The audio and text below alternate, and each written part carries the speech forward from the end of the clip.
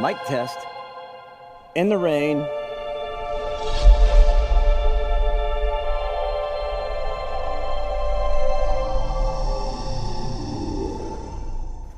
Got another crazy story for you.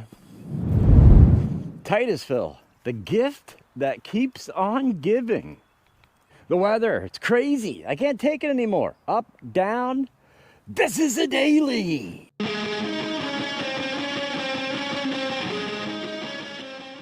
Here we go. Oh yeah, in Titusville this week. I've been traveling a lot to Oil City in the past month. Back in high school, they used to call me Rand McNally. Some of you will get that joke. This Titusville story is kind of crazy. You've all heard of Colonel Charles Lindbergh, the dude who flew over the Atlantic in 1927. Unheard of for the day in a plane, nonstop in a plane. Unheard of in 1927. He was a hero. Well, they splashed his face all over the papers, is what I'm trying to say. He's crazy to do that in a plane, like me. I'm a peacock! You gotta let me fly! Yeah, 1927, a plane ride, a non-stop trip across an ocean was unheard of. So Lindbergh became kind of a folk hero. He was praised all over the world. But, actually, did you ever watch a documentary on Charles Lindbergh where his son got kidnapped from his room? It's disturbing. I don't know. I watch a lot of documentaries, and that one, to me, stuck out like, is this, I don't know. You guys, if you watch the documentary on Charles Lindbergh's son being kidnapped from his own room, you know how disturbing the little documentary is. It kind of makes no sense. I'm moving on from that, but anyway, have you ever heard of a guy named Hugh Herndon Jr., a native of Titusville? Do you know he did the same thing as Charles Lindbergh? But is he famous? No, he's not. But he was a native from Titusville who basically did the same thing on another ocean. Yes. And John J. Carter, the Medal of Honor guy here at Woodlawn, that was his grandson. The more you know. The guy should be famous. I mean, seriously, he did the same thing as Lindbergh, but with the buddy over the Pacific. Once I tell you the story, you'll agree with me. He should be as famous as Charles Lindbergh, but you'll see why he's not. Real quick, John J. Carter from Titusville was in the military. He started a clothing store in Titusville. He had his own oil company, Carter Oil, which you all know now as Exxon. Yes. Let me tell you this short, crazy story. I love these crazy stories about Titusville. There's so much hidden history. Ooh, that felt good. Let me do another one here. That's not bad. That's not bad. I'll explain what happened last week with this. Trust me, I will. I promise. You know, it's crazy how history gets lost. One person can do a thing, and the same person can do a thing. Same thing, they're both great, but one gets lost in the shuffle, and one gets put on a pedestal. It's crazy how that works. And yes, I know, I call him Charles Lindbergh. It's Lindbergh, I know. But I also call Franklin here, I call it Franklin. It's not Franklin, it's Franklin. I put D's, I put M's, and random words. Don't ask me why. I'm a mental patient, but that's what I do. But his name is Charles Lindbergh, if you want to look it up, because I'm not Wikipedia people. But yes, Lindbergh, not Lim. If I say Lim, it's just me being backwards. All right, here we go. Hugh Herndon Jr. and Clyde Pangborn were the first to cross the Pacific in 1931, non-stop. It took them a crazy flight. Japan to the US in 41 hours and 15 minutes in a customized plane, mind you. Starting to rain again. That's right, we'll vlog through the raindrops. Pangborn was in World War I. He was a pilot. He founded the Standard Aircraft Corp. He was a test pilot for his company. Hugh Herndon from Titusville demonstrated Pangborn's planes. So that's how they were friends. They knew each other. But the crazy thing about this, I'm sure you read the title of the video and clicked on it thinking, what the heck? I'm going to tell you the story on why they did this whole thing. Lindbergh.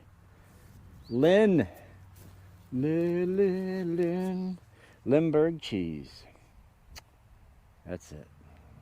The whole crazy thing started because the Japanese newspaper put an article out. If anybody wants to fly over the Pacific, we'll give them 25 grand. Doesn't matter who. Come on over, fly back. 25 grand, prize money. That's where this crazy idea come from. Did they get out of Japan? Nope. The boys got together.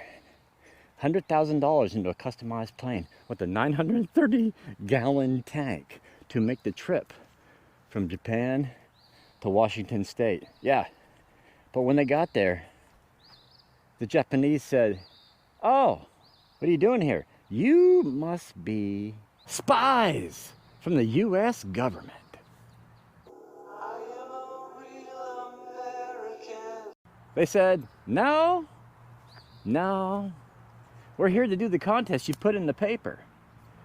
Needless to say, the Japanese is like, okay, we're still going to hold you because we think you're U.S. spies. Okay. The Japanese authorities hit the two boys with a $1,000 fine. Then they could do the contest that the Japanese newspaper put out. I'm not making this story up. This is real. You may be asking, why are you at Woodlawn Cemetery doing this video? Well, you'll see later. Trust me, there's always a rhyme to my reason, a rhythm to my rhyme. Did I say that backwards? After they got released from the authorities, they did make their flight, like I said, 41 hours, 15 minutes. And they landed in a small town due to fog, but they made the trip to the U.S. They made it back home, let's just say. They made it back to the good old USA. Right here. I can't pronounce this. But Washington, this is where they landed. But it was considered a record-making flight by a Titusville native and his buddy. And forgive me, I'm not Wikipedia. I read the story 10 times, and now I can't remember where his buddy's from. I'll put it right here. Yeah. Like I said at the beginning of the vlog, they didn't make national attention like old Lindbergh did, or Limburg as I would call him. They didn't make national attention, didn't get their name splashed all over the newspapers, except for Titusville. Like I said, the picture of them, they had a celebration down at the YMCA. That's where they had the celebration, and one picture taken in the paper. That's what happened. And all because, well, basically recently we lived through another crisis that kind of was the effect on how Limburg got nationalized and these boys kind of got brushed under the carpet. Yes, I'm talking about the Great Depression.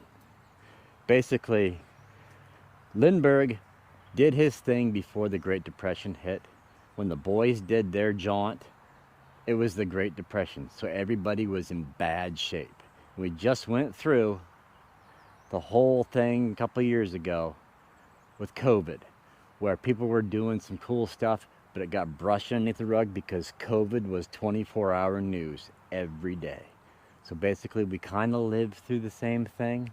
So there could have been people doing stuff during COVID time that I don't even know about, or you didn't even know about, that broke records and did things. But COVID was 24 hours a day. Just like back then, it was the Great Depression. Everybody was suffering. It's insane. Aspen? This is an aspen. You can tell that it's an aspen tree because of the way it is. You know how I feel about COVID. I did a little video back in the day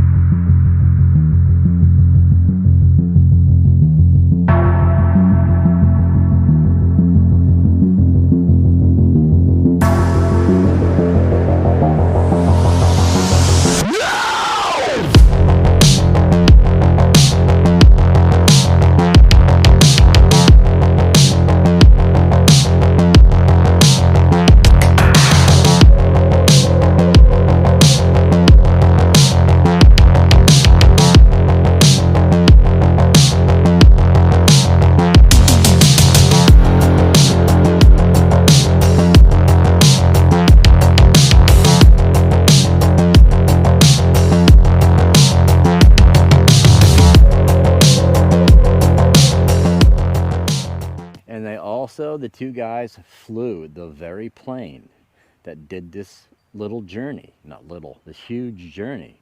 They landed it at the Titusville airport, and 2,000 plus people from Oil City and Titusville welcomed them as they land the plane on the strip. Pretty cool, right? But I gotta tell you something sad. There's always something sad in my stories. I'm sorry. It happens. They sold their plane named Miss Vidal. The boys named the plane, I shouldn't say boys, they were men.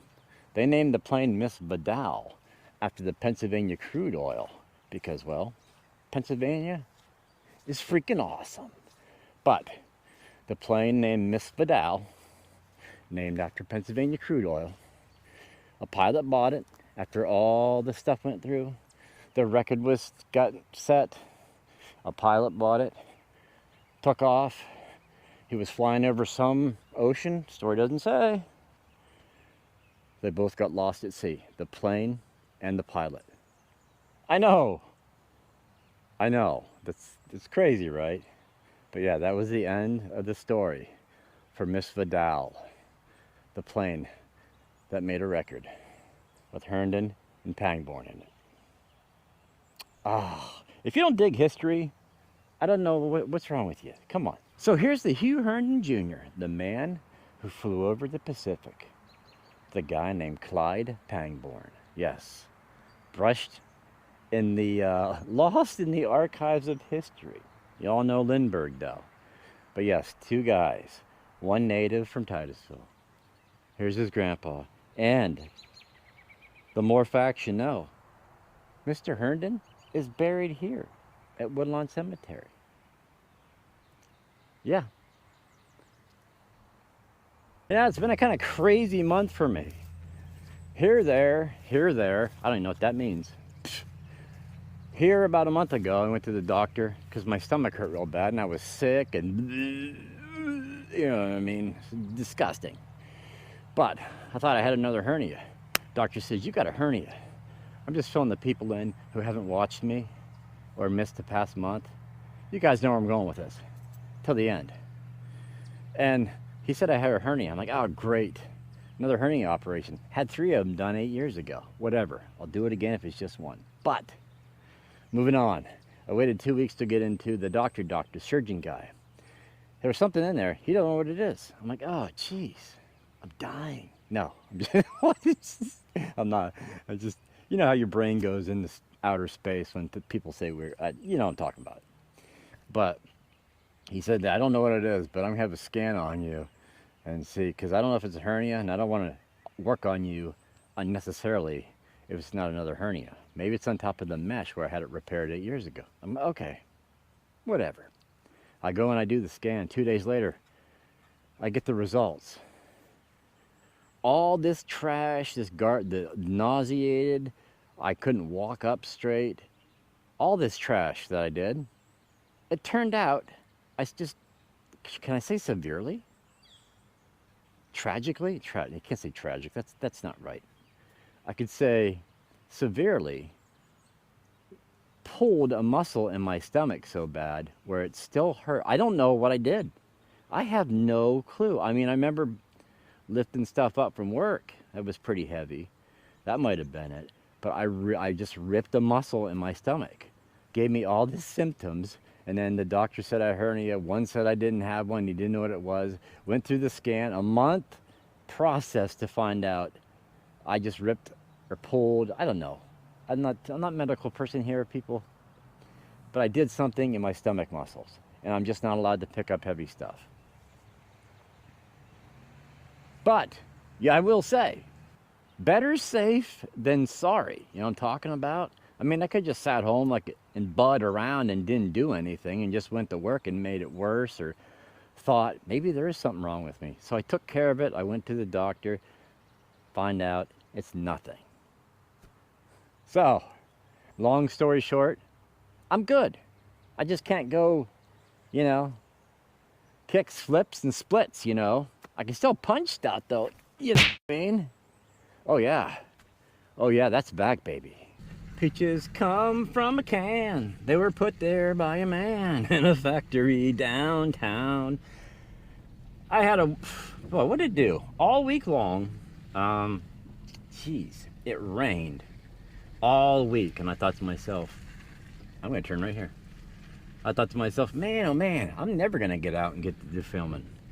But today is Sunday, so you will see this Monday. So I got to go home and edit this and make this a short video for the day. I hate to do that, but sometimes you got to do that.